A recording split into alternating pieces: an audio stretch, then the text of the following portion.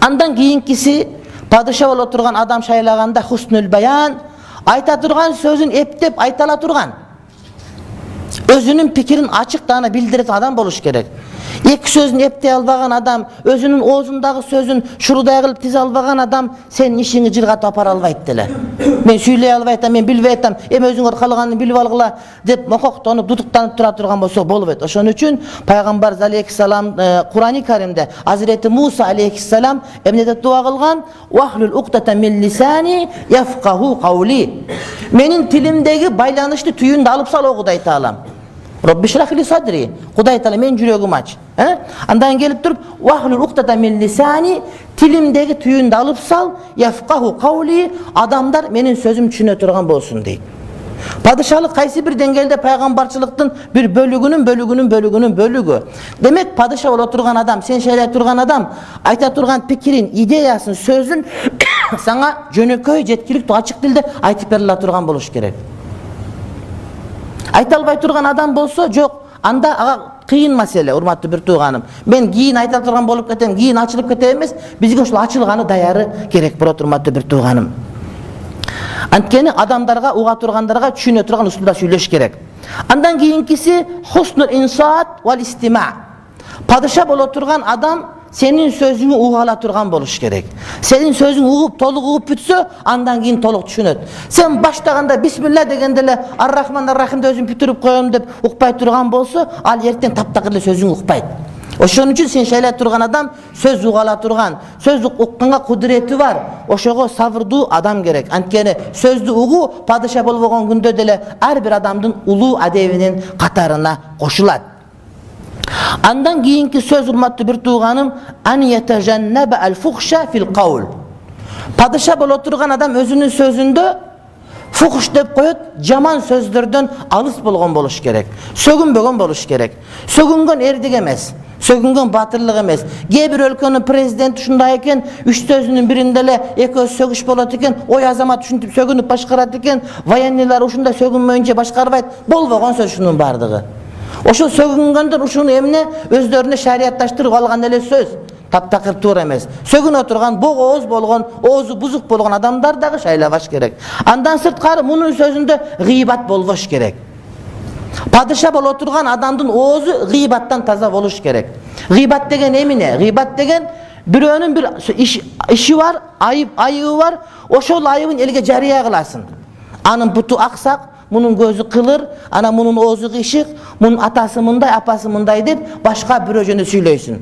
Ошол адам ошону укса, намыстана турган болсо, ачуулана турган болсо, мына ушул гыйбат. Эртең көрөсүңөр гыйбаттардын конкурсу болот. Бирин-бири жамандап аткан, бирин-бири айтып аткан, өз айтып бирөөгө айттырып аткан, гезиттен жаздырып аткан. Сен президенттикке талапкер болуп атасыңбы? Өзүң айттыр, мактат, макул ошого. Бирок бирөөнү жамандаганың ал жакшы эмес. Эгерде сен ошол бирөөнү жамандатып аткан, анын бардыгынын гезити бар, бардыгынын таанышы бар, бирөөнү гыйбат кылдырып аткан болсо, ага добуш бербе. Анткени ал эртең сени жарытпайт, жыргатпайт сени. Пайгамбарлар гыйбат кылышкан эмес. Гыйбат өлүп калган бир туугандын этин жегенге барабар күнөө. Анан бир тууган этин жеген адам сага эмне жакшылык кылмак беле? Экинчиси ушакчылык. Ушак сүйлөй турган адам бирөөнүн сөзүн башка бирөөгө ташып бара турган адам. Ошол падыша боло тургандар сенин досуң, сенин таягиң, сенин жээниң, чогуу чай ичип эле жүргөн бирөөлөр. Сен билесиң, ушак айтчыбы жок беле. Эгер ушак айта турган болсо, бир тууганың болсо дагы аны шайлабашың керек. Бирөөнүн сөзүн башка бирөөгө, экөөнүн ортосундагы мамилени бузуу үчүн сөз ташып турган болсо, бул ушакчы болот. Андан кийинкиси, урматтуу бир тууган, казип, жалган сүйлөгөн. Жалган сүйлөгөндүгүн билебиз бардыгыбыз. Мен мындай деген андай болбой калган, мындай деген тигиндей болбой калган. Мен андай кылбайм деген кайра ушундай кылып атканы бар.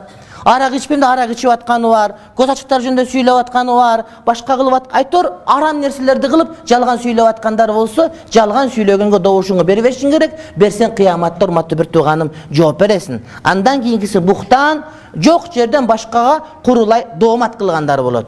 Жok эле нерсени. Ал ушундай кылган, мындай кылган деп. Саясатчыларда бул нерсе көп учурайт. Анткени бизде саясатчы дегенде эле эки жүздүү болуш керек деген өздөрү түшүнүп алгандар бар. Бул таптакыр туура эмес маселе. Адамдарды канчалык көбүрөөк алдасаң, канчалык азгырсаң, канчалык тилиң агыз ошолорду түшүндүрүп айтып койсоң, ошолорду муйтуп койсоң, бирок аткарганың мааниге эмес, айтып муйтканың мааниге сен жакшы саясатчың деген бул таптакыр туура эмес формула, туура эмес түшүнүк. Чыныгы саясат адамдарды алдабай, колунан келгенин айтып, өзү келечекти көрө билип, ошо билген келечегине, келечек көрө билгенде көз ачык болду деген сөз эмес, балким тажрыйбанын негизинде. Ушундай кылсак дегендей болот, мындай кылсак дегендей болот, түшүндүүлүк мындай болот деп, мамлекет кантип өнүктүрөт дегенди жөнөкөй айтып берип, реалдуулуктан качпаган, жалган айтпаган саясатчы болот.